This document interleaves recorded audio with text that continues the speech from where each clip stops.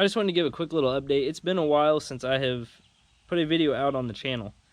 And when I put out the first video, I mentioned the dream and the goal I have of becoming a professional tournament angler.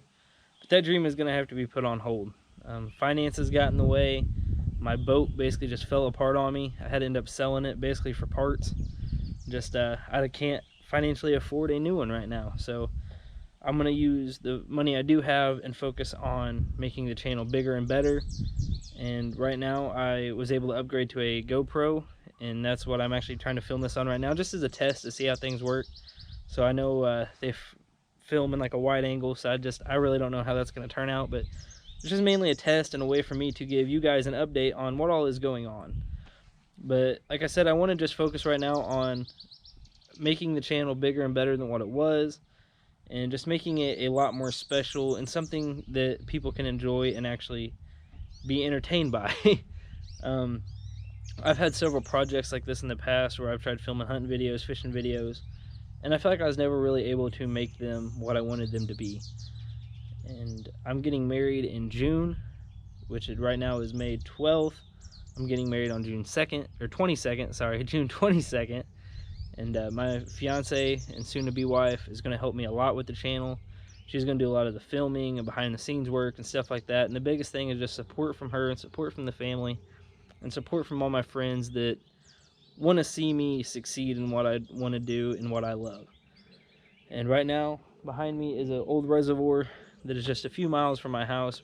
And this lake means a lot to me. And while I'm here, I'm just going to put this chesty on and I'm going to try to catch a fish. It might not happen, it might not, I don't know, but it's just, at least that way I can record a little bit of fishing to go along with this video. I only expect it to be about a 10-minute long video, nothing really spectacular. Just a way to get a video out and to give kind of an update on where things are at and what I plan on doing moving forward. With that said, I'm going to be doing a lot of bank fishing, and I'm going to be looking for ponds around the area that I can fish. I've got a really cool series idea in mind. I'm not going to release a whole lot of information on that yet until I get a few more details worked out, but I think it would be a really cool idea, especially here in the Southern Illinois area. It would really highlight Southern Illinois really well, and it would promote bank fishing more than boat fishing. And I know a lot of people in this area actually bank fish more than boat fish, so I think that would be a cool video to do, especially for young viewers that yet aren't old enough to drive or operate a boat or even have a boat yet.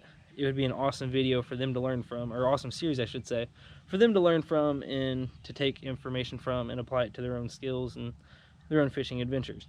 But like I said, this lake here means a lot to me. I've caught several of my first 8 of my first 10 bass I ever caught came out of this lake, I would say. So it means a lot to me. You'll be seeing a lot of videos of me fishing it, and I will say my grandpa does have a boat that he lets me use. It is not set up perfectly for bass fishing. It does have a trolling motor on it. You have to operate it backwards because of the way the pedal is set up. So basically operating the pedal backwards to control it. But it's a boat. It floats, it moves. It's got a good motor on it. And I really don't care about if it's a $90,000 bass boat or a 17-foot John boat. I will be using it as much as I can too to film these videos. Like I said, I think this year I'm going to focus more on bank fishing, just to highlight that and just see where that leads. But yeah, I just wanted to give the update and just tell you that I'm still doing the channel and more content's going to be getting released soon. And getting married in June, definitely that comes first, and finances will be put into that first. So that is a huge step in my life. There's no doubt in my mind that God has a plan and purpose for it all, and that He will definitely work everything out, and I will continue to stay faithful to Him, and definitely keep looking for Him for guidance, because this is a big decision, big move in my life. Like, a lot of these people do these videos for fun and stuff, and that's exactly what I'm doing. I'm doing this because I enjoy doing this, but I would like to make a career out of this, and that's just something that I want to work really hard on, and hopefully produce very good content that everybody can enjoy. So all I can say is just sit back, keep watching, and enjoy the show.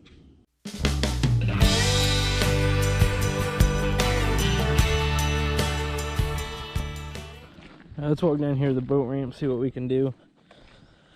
I've got the Guggen Baits Crack and Crawl on right now. I am blessed enough to be a part of their pro staff. This is the Okeechobee Crawl color. But I reached out to them. I really love their products, really support what all them guys do. So, like I said, I feel very blessed and fortunate to be accepted onto that pro staff. But I'm just going to sit out here and make a few casts. I don't really expect anything major to occur tonight. I don't expect to catch any bass, to be honest, but you don't know unless you try. So we just had a cold front move through, and it's really got fish messed up right now. So with that cold front, a lot of the time the bass will just sit still and be really lethargic and not move a whole lot. So sometimes moving a bait faster like this is not a good idea and often recommended, but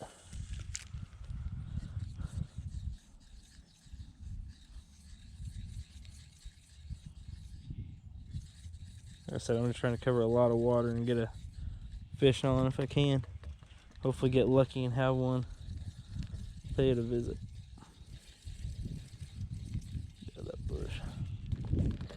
Then now, since I haven't had any success moving it fast, I'm just going to drag it on the bottom. A lot of the time with the shaky head, or if you got it kind of Texas rigged or whatever you're doing, the best way to do it, just move the bait with the tip of the rod instead of the reeling it.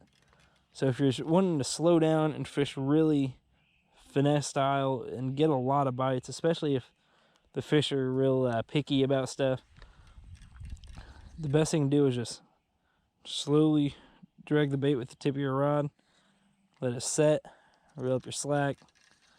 Every now and then you can throw a little twitch.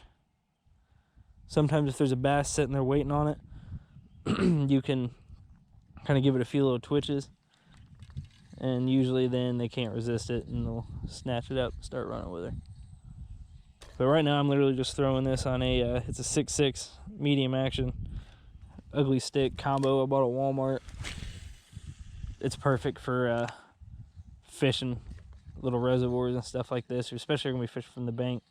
It's a good quality combo that don't break the bank. I've caught tons of fish on it.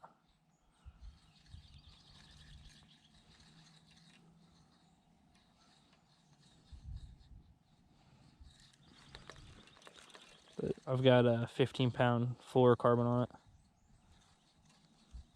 Fluorocarbon is really good. I mean, this is a pretty common sense to a lot of people who bass fish, but if you don't know, and if you're just starting out or you're learning different techniques or what, fluorocarbon's a lot more bite sensitive than monofilament or braid.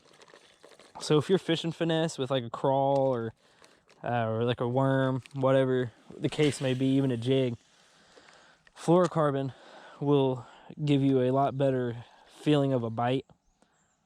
And you also want to find you a pretty bite sensitive rod too as well. And if you can find them two combos, that is a really good finesse technique.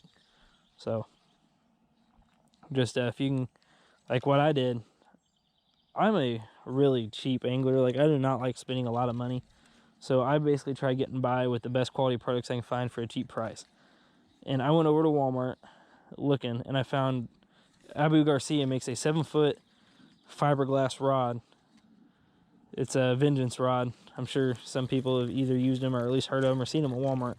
They're about 50 bucks. But I use it, and I put 15-pound fluorocarbon on it. It is a very bite sensitive rod, and with fluorocarbon on it, it is a deadly finesse technique rod combo. I got a Abu Garcia Silver Max reel. I think it's a 6:4 gear ratio. There's one, hit it right there. Come on, baby. But sorry. But yeah, that's a really good combo that I love. It's probably my favorite rod and reel I've got right now, and with the combo all together I paid right around $100 for it. So if you're fishing kind of more on a budget and don't want to spend $200 on a rod and then $150 on a reel or whatever. I mean, some guys spend upwards of $1,000 or $2 on their combos a piece, and that's not what I want to do. And realistically, that's what a lot of people don't do either, unless they're filthy rich or in debt up to their eyeballs. So I'm gonna switch out really quick. I'm not on their pro staff or anything, but this is a Zoom trick worm, I believe. I think I've got that right. But it's got a little bit bigger of a profile to it. I can't remember what size hook this is, but I'm just gonna try to get a bite for you guys real quick, best I can. And if I don't get one, at least I tried. The thing about bass fishing is every time you go out, they might like a different cadence or just a different technique of retrieve. Like sometimes they might like a stop and go technique, or they might like a straight retrieve. It really all depends on the day and just what they're feeling. I've not did a whole lot of studying into it myself to see if there's certain weather patterns that do it or whatever, but like I stated earlier, definitely when a cold front goes through, they sometimes get really lethargic and they just don't want to bite. It's been about 80 for the past week, and then right now I'm in jeans, a thermal shirt, and it's about 58 degrees out. So that is a big change. It definitely affects the fish and the deer in this area. Like all animals, you can definitely just judge by watching the wildlife around you how they're gonna act and react and all that. So, but that's just something to keep in mind. And definitely, like I said, you want to try like a stop and go technique or a slow retrieve, or just dragging the worm or crawl, whatever you have back to you. That's definitely the go-to technique I use when it's got a cold snap like this or anything like that. There went a small bass just right there. It's only about 5 inches long, but yeah, those are just some techniques to definitely keep in mind. I know I'm kind of being a hypocrite right now because I'm saying to kind of slow down and fish it when it's cold like this, but I'm kind of moving it really fast because I'm really just wanting to try to get a bite for you guys.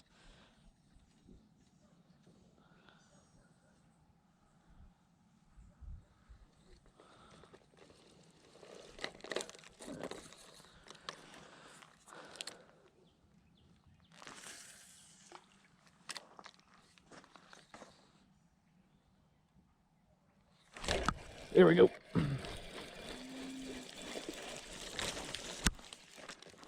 Alrighty. Well, he ain't a big guy by no means, but he's a fish. And that's actually more than what I expected to catch tonight. So, but yeah, he's something good chunk at him there, but he's a little guy, but it's a fish.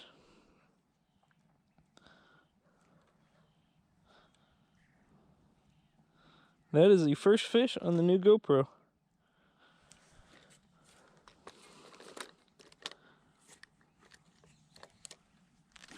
Oh, that worked. Should I get back right up in there? He wanted it, that was for sure. Okay. That slow retrieve. That's what I did.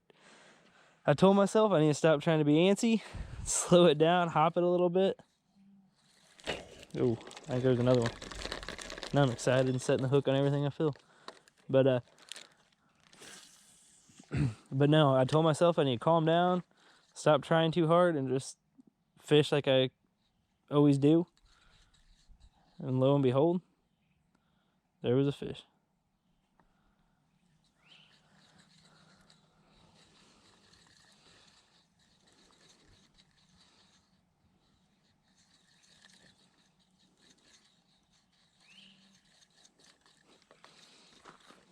So, yeah, well, there's proof that my technique I was telling you definitely works in cold weather. But so I came out here for about a half hour. I caught the one fish.